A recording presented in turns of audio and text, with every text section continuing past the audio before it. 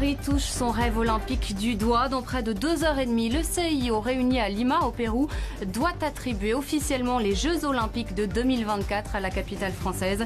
Los Angeles organisera ceux de 2028. Un mécanisme d'aide d'urgence pour les sinistrés de l'ouragan Irma. Emmanuel Macron vient de l'annoncer. Ce mécanisme sera mis en place d'ici lundi sur les îles françaises de Saint-Martin et Saint-Barthélemy.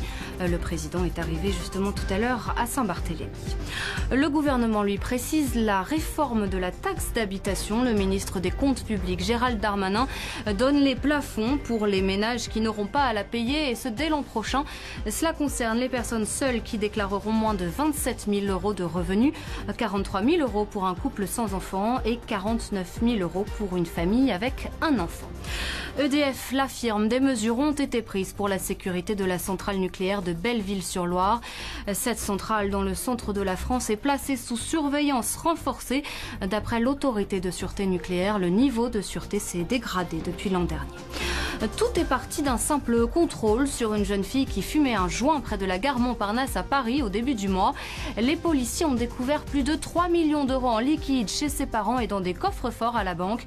Ce couple de restaurateurs est soupçonné de blanchiment de paiement. France Info.